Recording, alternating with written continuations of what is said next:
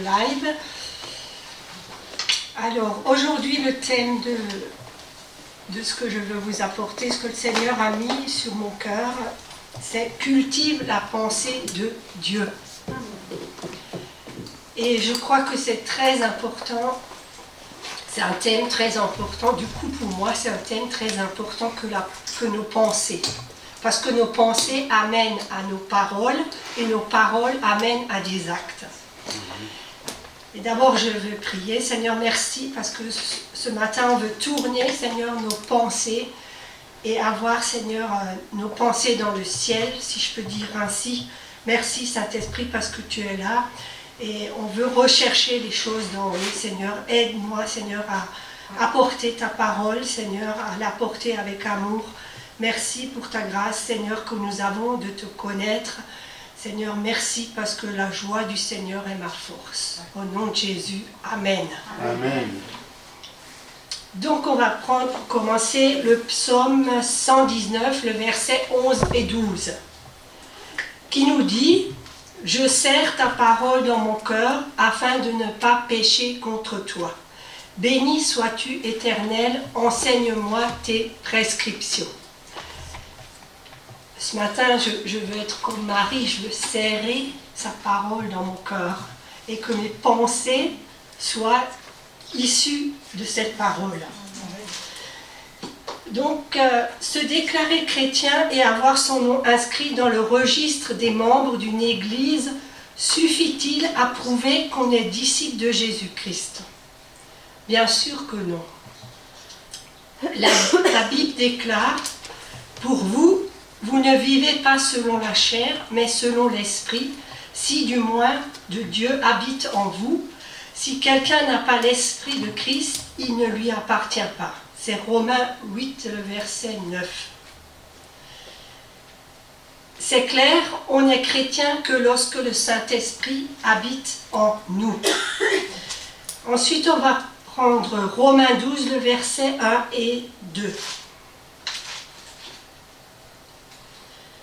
Je vous exhorte donc, frères, par les compassions de Dieu, à offrir vos corps comme un sacrifice vivant, saint, agréable à Dieu, ce qui sera de votre part un culte raisonnable. Est-ce que des fois on pense à offrir notre corps comme un sacrifice vivant? Et ça passe par nos pensées. Offrir notre corps en sacrifice vivant, c'est quelque chose qui va nous coûter. Mais c'est le Seigneur qui va nous aider et qui va aussi renouveler, si on s'appuie sur sa parole, qui va renouveler notre intelligence. Donc le renouvellement de l'intelligence passe par nos pensées et pour offrir notre corps en sacrifice, nous devons soumettre nos pensées au Seigneur. Donc quand vous vous êtes convertis, je dirais la conversion, ça débute toujours par la repentance. Si vous ne vous êtes pas repenti sincèrement, vous n'êtes pas, pour moi, vous n'êtes pas converti, quoi. Parce que la conversion, c'est un demi-tour. Et notre manière de penser, ça doit faire un demi-tour. Donc, quand on se convertit, on peut cultiver la pensée de Dieu, mais seulement si on passe par une réelle repentance. Notez ce que Dieu souhaite. Donc ça c'est Ésaïe 55, le verset 7. Que le méchant abandonne sa voie et l'homme d'iniquité ses pensées.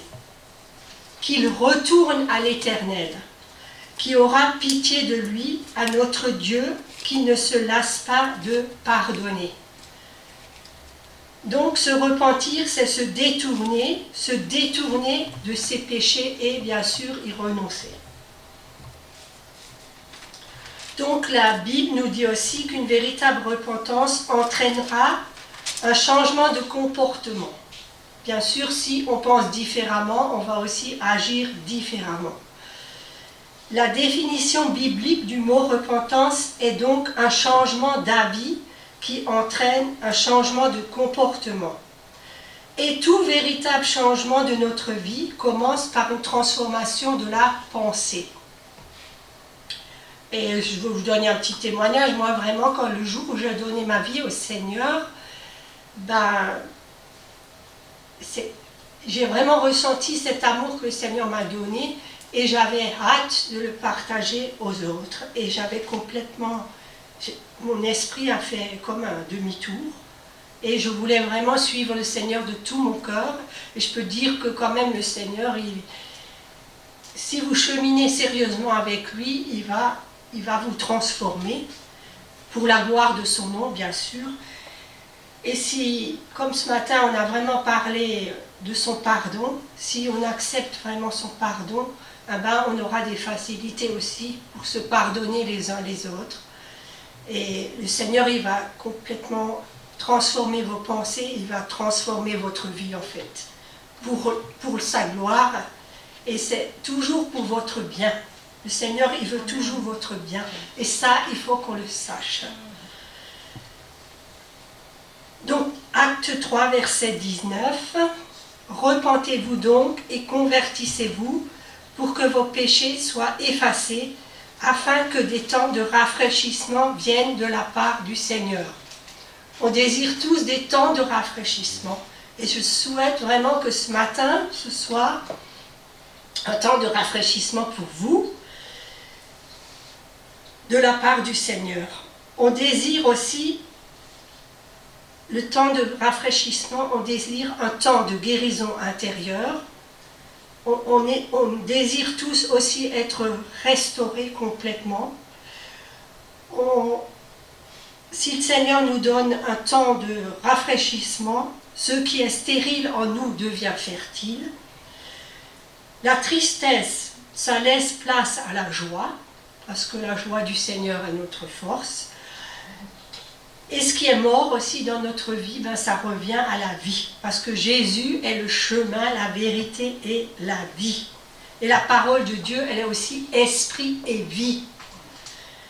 Des temps où l'esprit du Seigneur souffle en nous, sur nous et nous enflamme à nouveau. La repentance est la voie du rafraîchissement. C'est un message central et fondamental. C'est à la fois pour les incroyants, mais c'est aussi pour les croyants. Et de temps à autre, on a besoin d'être rafraîchi. Et je voulais aussi vous... Maintenant, ça me vient, mais je pense que si celui qui parle en langue s'édifie lui-même, je reçois maintenant ce verset. Si vous voulez un rafraîchissement spirituel, si vous parlez en langue, le Seigneur va vous édifier et vos pensées vont aussi être transformées. Donc David était un homme selon le cœur de Dieu et il a quand même dû se repentir de ses fautes. Ça veut dire que David, il appartenait à Dieu, mais de temps à autre, il avait quand même besoin, quand il a fait une erreur, quand il a chuté, il s'est repenti de ses fautes. Et je pense qu'on peut aussi prendre cet exemple pour nous. Quand on chute, il faut se repentir et le Seigneur est fidèle et juste pour nous pardonner nos péchés et ça repart. Et c'est aussi celui qui relève chaque fois notre tête. Donc la repentance n'est pas un message négatif, mais c'est un message positif. Amen. Le brisement nous rend meilleurs et plus sensibles à Dieu. Même si se repentir est douloureux, cela est nécessaire pour ne pas avoir un cœur endurci. L'œuvre de l'Esprit veut produire en nous une conviction de péché, non pour nous culpabiliser, mais pour nous libérer et nous rendre aussi semblables à Christ. Romains 2, verset 4 nous dit « Où méprises-tu les richesses de sa bonté, de sa patience, de sa longanimité, ne reconnaissant pas que la bonté de Dieu te pousse à la repentance. » Dieu est bon. Donc la conversion, c'est la voie du rafraîchissement. La repentance est une réforme intérieure, mais la conversion, c'est quelque chose d'extérieur. La conversion exprime l'idée de demi-tour. aller dans la direction opposée où nous allions. Jonas a fait l'expérience douloureuse mais salutaire de la conversion. Après 3 jours et 3 nuits dans le ventre du gros poisson, il a décidé à revenir de sa mauvaise voie et à obéir à Dieu. Amen. Donc je vous invite à ne pas être des Jonas, mais à faire tout de suite et à obéir ce que Dieu vous dit de faire. Se convertir peut nous conduire à changer des habitudes de vie. Il peut aussi nous conduire à voir ce que nous avons comme relation, parce que la parole de Dieu dit aussi que les mauvaises relations corrompent les bonnes mœurs, et aussi les lieux que nous fréquentons. Nous pouvons aussi choisir à quoi nous voulons attacher nos pensées. On n'a pas besoin d'accepter chaque pensée qui nous passe par la tête. Et donc, vous ne pouvez pas empêcher les oiseaux de la tristesse de voler au-dessus de vos têtes, mais vous pouvez les empêcher de faire leur nid dans vos cheveux. C'est une citation, c'est pas biblique, mais cette citation, elle fait référence au pouvoir qu'ont les pensées dans votre vie. Vous voulez que je la répète? Oui. Vous ne pouvez pas empêcher les oiseaux de la tristesse de voler au-dessus de vos têtes, mais vous pouvez les empêcher de faire leur nid dans vos cheveux. Donc, c'est un verset, enfin c'est pas un verset, c'est une citation, mais bon, ça peut vous aider à saisir cette image que les oiseaux de la tristesse n'ont rien à faire quand on est chrétien, parce que la joie du Seigneur est votre force. Alors, est-ce que Dieu se préoccupe de la disposition cachée dans nos cœurs, c'est-à-dire de notre vie intérieure? Et notre vie intérieure, c'est quoi? C'est notre pensée. Bien sûr que le Seigneur, il se préoccupe de ça. Parce que dans les Proverbes 23, verset 7, c'est un tout petit verset qui dit « L'homme est comme les pensées de son âme ». Autrement dit, nous sommes les résultats de ce que nous avons pensé ou médité hier. Qu'est-ce que vous avez pensé et médité hier? Mariage. Oui. Ouais. C'était vraiment formidable, on a bien rigolé en plus. Aussi, notre victoire ou notre échec du futur commence d'abord au niveau de nos pensées avant de se matérialiser dans le monde physique grâce à notre foi. Notre façon de penser détermine notre manière de vivre et aussi qui nous sommes. Luc 10, verset 27, il répondit, « Tu aimeras le Seigneur ton Dieu de tout ton cœur, de toute ton âme, de toute ta force et de toute ta pensée, et ton prochain comme toi-même. » Donc voilà, de toute ta pensée. Nous sommes appelés à aimer le Seigneur de toute notre pensée. Dès le matin, il faut déjà qu'on tourne nos regards vers lui et nos pensées vers lui. Même si ce n'est pas facile, même si ça ne vous vient peut-être pas à l'esprit tout de suite, mais je crois que c'est vraiment une bonne chose, dès votre sortie du lit, de penser à Dieu, à la bonté. Vous savez, j'aime bien aussi ce verset qui dit que tout ce qui respire loue le Seigneur. Alors dès le matin, vous respirez, louez le Seigneur, remerciez-le pour ce qu'il a fait pour vous, pour le salut qu'il vous a acquis, pour le toit que vous avez sur la tête, pour les choses, voilà, vous avez du chauffage, vous avez la nourriture, remerciez-le. C'est surtout pour ce qu'il a fait pour vous et pour l'amour aussi qu'il vous a manifesté en mourant sur la croix. Et pour votre vie qu'il a changé. Et il y a aussi ce verset qui dit que celui qui se sanctifie encore. Et en fait, il y a la Bible en français courant qui dit « et que celui qui est saint progresse dans la sainteté ». Et je crois que ça passe aussi par nos pensées. Vous savez, l'ennemi, il connaît la puissance de la pensée. L'ennemi a une pensée, a aussi une nature qui est manipulatrice et qui sait fort bien combien les pensées mauvaises sont en horreur à l'Éternel. Donc il s'assure de contrôler et de paralyser la vie de plusieurs enfants de Dieu uniquement au travers de leurs pensées, en érigeant des forteresses dans leur âme, en les enfermant derrière des gros barreaux et des systèmes de pensée destructives afin de les pousser à annuler constamment la puissance de la parole de Dieu dans leur vie. Donc, quand l'ennemi vient, je vous donnerai après des versets pour contrecarrer l'ennemi quand il vient vous manipuler dans vos pensées, qui vous dit du genre vous n'êtes peut-être pas capable, des choses, t'es nul, ouais, celui-là il t'aime pas, machin. Et enfin, vous connaissez comme moi les pensées mauvaises qui peuvent venir dans votre tête. Donc, Proverbe 15, verset 26 nous dit « Les pensées mauvaises sont en horreur à l'Éternel, mais les paroles agréables sont pures à ses yeux. » Donc, si Dieu te dit que tu es une merveilleuse créature, tu es une merveilleuse créature. Amen. Et il faut le croire. Amen. Parce que Paul, il a une fois dit qu'il allait devant le miroir et tous les matins, il disait qu'il était une merveilleuse créature. Amen. Donc je vais l'imiter. Bon, la bonne nouvelle, c'est que le Seigneur veut nous donner la victoire aussi dans ce domaine. Et on arrive à changer que nos pensées par la méditation de la parole de Dieu. Et qu'est-ce que c'est la méditation? C'est penser régulièrement à un sujet.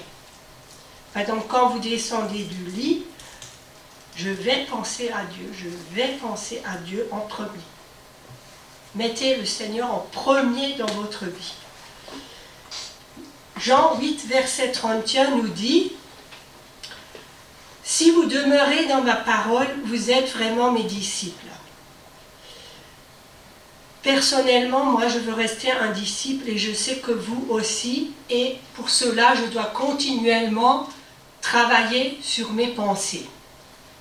Et je dis souvent, pensez à vos pensées. De temps à autre, pensez à ce que vous pensez. Est-ce que ça glorifie le Seigneur? Donc, voilà quelques versets qui vont vous donner des solutions pour combattre victorieusement les mauvaises pensées. Philippiens 4, verset 7. Et la paix de Dieu, qui surpasse toute intelligence, gardera vos cœurs et vos pensées en Jésus-Christ. Donc, quand l'ennemi vient vous attaquer au niveau de la pensée, il essaye en fait de nous pousser à nous l'approprier pour que nous en subissions les conséquences néfastes. C'est ainsi que nous nous surprenons en train de penser et repenser à l'offense qu'on nous a fait il y a 3 ans, il y a 5 ans, au rejet qu'on a subi et qui ne cesse de provoquer la colère et la tristesse en vous, aux trahisons qu'on a endurées et qui nous poussent à penser que personne ne nous aime, à nos manques actuels qui ne cessent de peser sur nous, etc., etc., sans réaliser que tout cela n'est qu'un tissu de mensonges au travers duquel l'ennemi cherche à nous tenir et aussi à nous manipuler. Vous savez, c'est ce que Dieu dit qui est la vérité. Amen. Jésus est le chemin, la vérité et la vie. Et ça, ce que dit sa parole, c'est quelque chose qui est vrai. Et la première des choses qu'il nous faut apprendre à faire quand on subit les attaques de l'ennemi au niveau de la pensée, c'est de se parler à soi-même et de déclarer avec autorité « Stop Satan, je ne te donne pas le droit de remplir ma tête avec des mensonges. Je refuse toutes tes idées et je choisis de croire aux promesses de Dieu et non au nom de Jésus. » Bien sûr, j'ai marqué ça, mais vous savez, par exemple, si vous avez une douleur, moi je fais ça là, depuis des années, quoi. J'ai dit, ça ne vient pas de l'ennemi, je refuse, Satan, que tu m'attaques dans ma santé, je proclame la santé divine sur moi, que toute douleur s'en aille, je te chasse au nom de Jésus. Et croyez-moi, ça marche. Mais il faut qu'on arrive à changer nos pensées par la méditation de la parole qui est esprit et vie. Et si le Seigneur il dit que c'est dans tes meurtrissures que tu as été guéri, ben tu as été guéri à 2000 ans. Même si la réalité, c'est pas la vérité. Mais je veux dire, la vérité, c'est que Jésus l'a tout accompli et que c'est dans ses meurtrissures que nous avons la guérison. Donc je vais vous donner les noms de Dieu, juste un petit rappel pour que vous puissiez confondre l'ennemi quand il vient vous accuser et que vous puissiez cultiver les pensées de Dieu. Je n'ai pas tout pris, hein. Je vous rassure, il y en a d'autres. Et sinon, il y a aussi tous les noms de Dieu qui sont affichés là-bas. Et si vous savez, si vous, un jour vous vous ennuyez, vous pouvez les lire et les méditer sur chaque nom. Donc El Shaddai, Dieu Tout-Puissant, avec un grand T et un grand P. Dieu est tout-puissant. Il peut tout accomplir car rien ne lui est impossible. Et ce matin, s'il y a quelqu'un parmi nous qui croit que ça c'est impossible, ben, le Seigneur veut lui mettre la foi en lui, parce que rien n'est impossible à Dieu. Le verset, c'est Luc 1, verset 37. Yahvé Tsidkenu, l'Éternel, notre justice. Une fois que vous avez demandé pardon au Seigneur, Dieu te voit juste en Jésus-Christ. C'est Dieu qui est notre justice en Jésus-Christ. 2 Corinthiens 5, verset 21. Celui qui n'a point connu le péché, il l'a fait devenir péché pour nous, afin que nous devenions en lui justice de Dieu. Yahvé Roi, on connaît moins celui-là. Enfin, on connaît sous une autre forme parce que c'est tout facile. L'Éternel, mon berger. Dieu est notre berger. C'est lui qui nous réserve les meilleures choses de cette vie, qui nous dirige et guide nos pas. L'Éternel est mon berger, je ne manquerai de rien. Psaume 23, verset 1. C'est bien d'apprendre par cœur ce psaume. Et vous savez, il y a à peu près un mois, je me disais, mais je ne connais même plus le psaume 23 par cœur. Et je m'y suis remis à l'apprendre, parce que dans des situations, quand vous êtes par exemple couché dans un lit et que vous ne pouvez pas bouger, ben ce psaume 23, vous pouvez vraiment vous le réciter et aussi le prendre pour vous et vous l'approprier et ça va vous aider. Ben, je me dis, aussi les chrétiens qui sont persécutés, vous savez qu'ils n'ont plus la parole de Dieu. C'est très bien de connaître la parole de Dieu. Ceux qui sont en prison, ceux qui... Voilà. Bien sûr, vous pouvez apprendre tous les autres. Hein. Yahvé Shammah, l'Éternel est ici. Dieu est avec toi à chaque instant.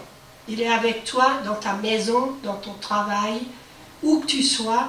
Son Esprit Saint est en nous et on ne doit pas l'oublier. Ne savez-vous pas que votre corps est le temple du Saint-Esprit qui est en vous, que vous avez reçu de Dieu. 1 Corinthiens 6, verset 19. El Roi, Dieu qui voit. Dieu te voit. Même si tu te caches sous la table, Dieu te voit. Il voit chaque situation difficile de ta vie, chaque humiliation, chaque souffrance, et il ne reste pas insensible. Et c'est vrai, le Seigneur Jésus, il est passé par toutes nos souffrances et ne permettra pas non plus qu'aucune épreuve vous arrive sans vous donner la force d'en sortir. Donc ça c'est Agar qui se demanda, ai-je réellement vu ici même celui qui me voit? Et elle appela l'Éternel qui lui avait parlé du nom de Ata El Roi. Genèse 16, verset 13. Alors, il y avait Jiré, vous connaissez? On va voir, c'est quoi? Personne ne connaît. L'Éternel pourvoira, c'est ça.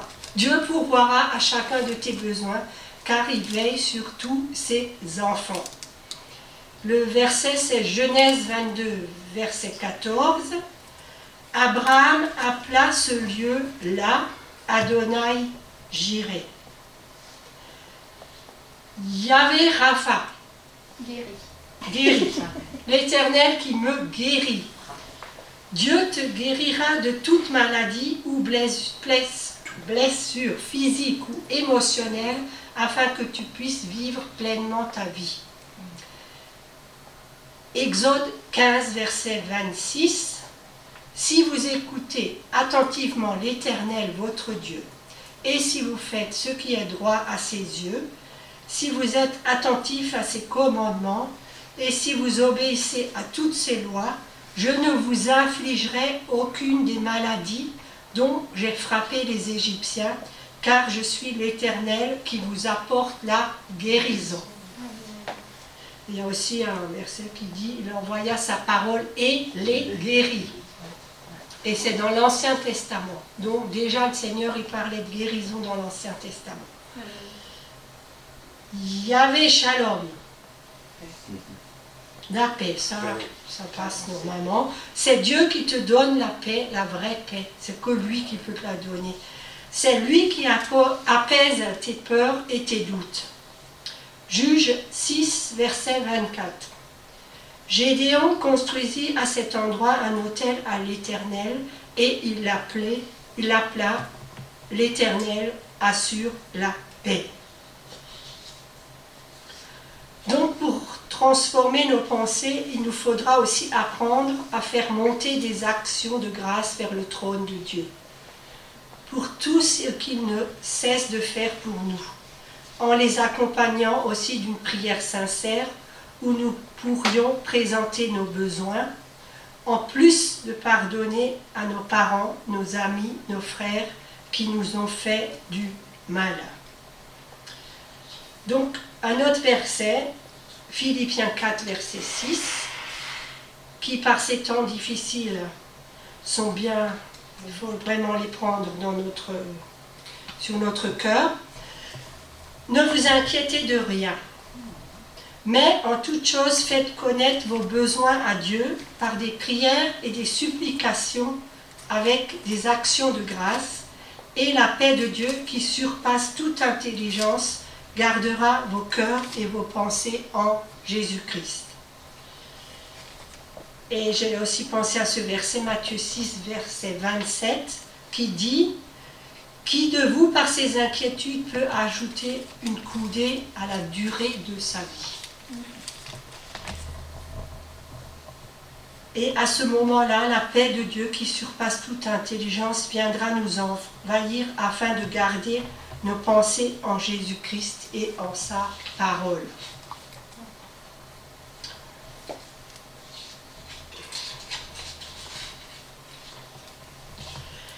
La pensée est synonyme aussi d'intelligence au niveau de l'âme.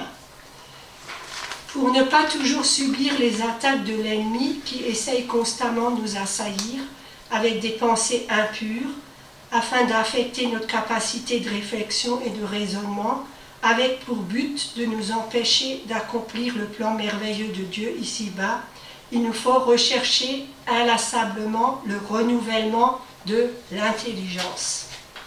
Et ça, c'est Romains 12. Ne vous conformez pas au siècle présent, mais soyez transformés par le renouvellement de l'intelligence, afin que vous discerniez quelle est la volonté de Dieu, ce qui est bon, agréable et parfait. Mais je crois que je l'ai déjà donné, c'est Romains 1 et 2.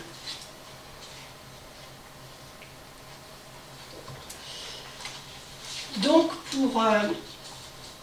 comment renouveler son intelligence? Ça consiste à lire et relire lentement et à voir audible la parole de Dieu. C'est la méditer, la penser, l'étudier, réfléchir sur elle nuit et jour, avec discipline et zèle, jusqu'à ce qu'elle sature tous les domaines de notre vie en se transformant en révélation qui produit la foi par le Saint-Esprit.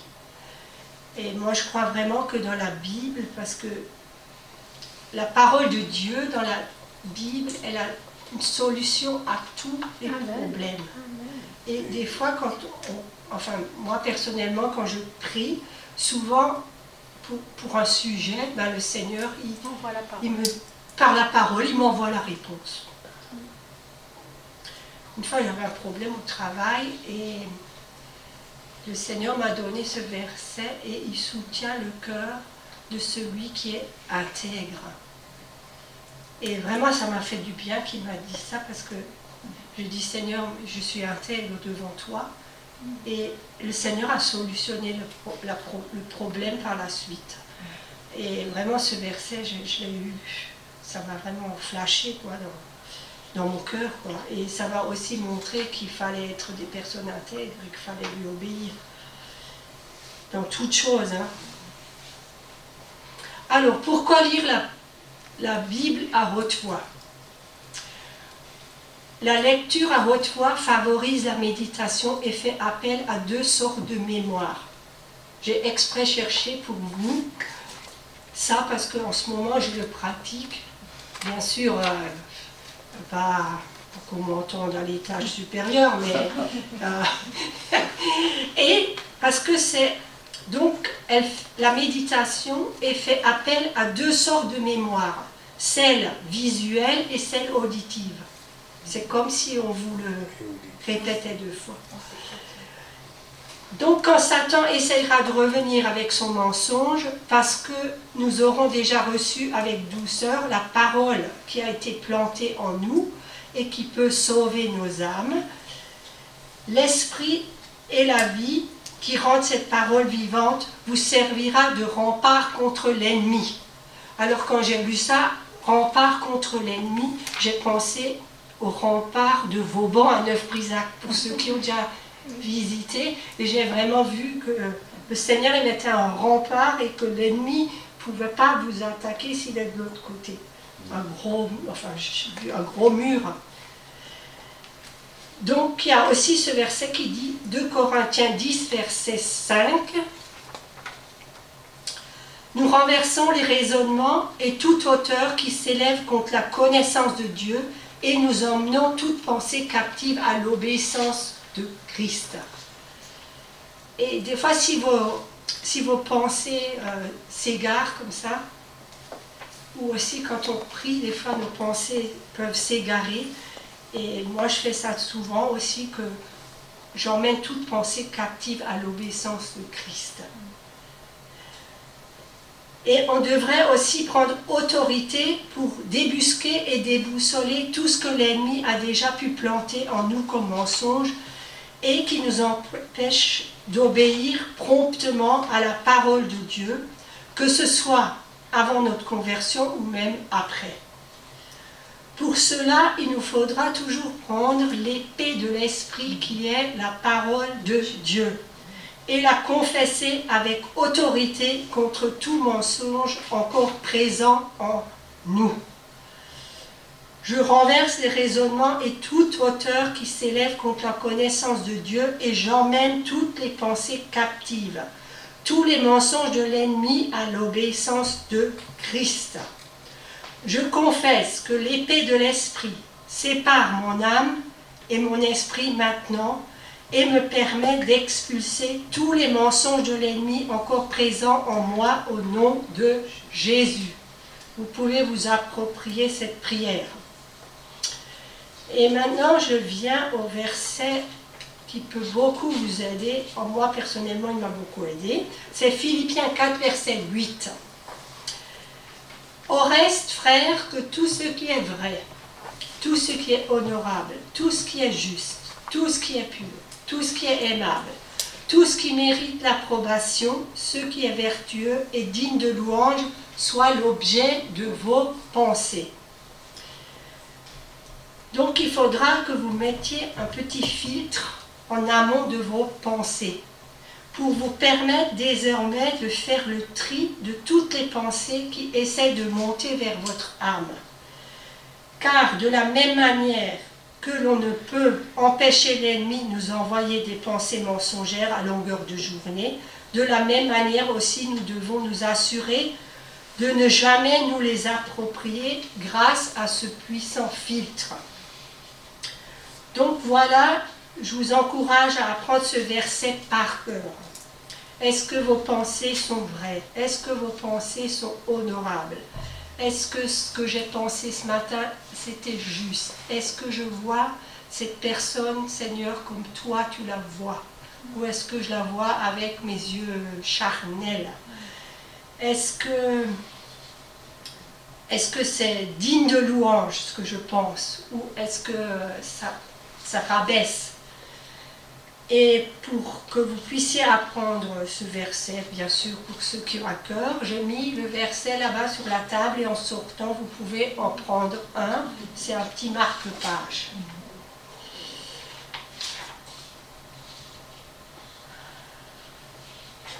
Donc, je confesse que tout ce qui est vrai, honorable, juste, pur, aimable, mérite l'approbation, vertueux et digne de louange est l'objet de mes pensées. Ensuite, comme à chaque attaque de l'ennemi, il nous faudrait choisir une nouvelle pensée qui glorifie Dieu et la faire monter au niveau de notre âme afin de remplacer celle de l'ennemi. Par exemple, quand on a envie de haïr quelqu'un, enfin de détester quelqu'un, je pense que ça vous est aussi déjà arrivé, ah cette personne je ne l'aime pas du tout. Ben, remplaçons cette pensée, parce que le Seigneur dit qu'on peut même aimer nos ennemis. Si la parole de Dieu le dit, c'est que ça doit être possible. Donc on peut remplacer la mauvaise pensée par la pensée de Dieu. Éphésiens 6, verset 17a. Prenez aussi le casque du salut. Vous savez qu'un casque, ça protège notre tête, ça protège notre cerveau. Quand nous subissons plusieurs assauts de l'ennemi dans le domaine des pensées, nous pouvons croire aussi qu'on est loin du plan de Dieu. Ne croyons jamais à tous ces mensonges. Hâtons-nous de prendre et de revêtir le casque du salut sur notre tête, lequel nous permettra d'être remplis d'assurance du salut, de la foi en Jésus-Christ et en ses promesses éternelles. Ensuite, on peut aussi, si vous avez des fois, s'il y a quelque chose qui ne va pas, on peut aussi écouter des louanges. Ça aide beaucoup. Et on peut aussi chanter même si vous chantez fort, le Seigneur il regarde au cœur. Écoutez des chants de louange, des chants d'adoration ou de célébration qui proclament aussi notre espérance dans le Seigneur Jésus, notre foi en Dieu et l'amour que le Saint-Esprit répand sur nous. Ainsi, peu importe notre détresse du moment ou les pensées qui nous assaillent, nous ne cesserons de proclamer. Les bontés de l'Éternel ne sont pas épuisées. Ses compassions ne sont pas à leur terme. Elles se renouvellent chaque matin. Oh, que ta fidélité est grande. Lamentation 3, 22, 23. Il se pourrait que jusqu'ici, tu as laissé libre cours à tes pensées sans en mesurer les conséquences. Le Seigneur nous apprend que quiconque regarde une femme pour la convoiter a déjà commis un adultère avec elle dans son cœur. Si cela est vrai pour les mauvaises pensées, cela est aussi vrai pour les bonnes qui sont très puissantes. Donc si vous avez des bonnes pensées, elles sont très puissantes. Désormais, rejette les mauvaises pensées aussitôt qu'elles viennent, sans te les approprier. Ensuite, à toi à te remplir des pensées du royaume des cieux, en t'affectionnant constamment aux choses d'en haut et non à celles qui sont sur la terre, car tu es mort et ta vie est cachée avec Christ en Dieu. Colossiens 3, versets 2 et 3. Et ensuite, ce qui produira que tu marcheras dans la victoire. Donc voilà encore un dernier verset, Philippiens 1, versets 9 à 11. Voici ce que je demande à Dieu dans ma prière, que votre amour grandisse de plus en plus, qu'il soit enrichi de vraies connaissances et de compréhension parfaite, pour que vous soyez capables de discerner ce qui est bien, Ainsi, vous serez purs et irréprochables au jour de la venue du Christ. Vous serez riches des actions justes produites en vous par Jésus-Christ, à la gloire et à la louange de Dieu. Merci Seigneur pour cet enseignement qui m'a édifié moi-même. Seigneur, merci parce que tu purifies nos pensées. Et cher Saint-Esprit, aide-nous à avoir vraiment la pensée de Christ en chacun de nous. Seigneur, je veux penser comme toi tu penses et non avec mes pensées mauvaises. Seigneur, tu nous aides à marcher et à avoir la pensée de Christ dans toutes les situations que nous devons vivre, Seigneur. Et merci parce que tu es un Dieu vivant et tu nous transformes, Seigneur, de gloire en gloire.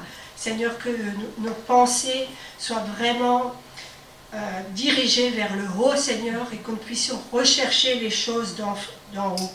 Remplis-nous, Seigneur, et remplis-moi de ce qui est vrai, de ce qui est honorable, de ce qui est juste, de ce qui est pur, de tout ce qui est aimable, de tout ce qui mérite ton approbation, de tout ce qui est vertueux et digne de louange, afin, Seigneur, que ma vie te glorifie et que la vie de mes frères et sœurs te glorifie. Au nom de Jésus, Amen. Amen.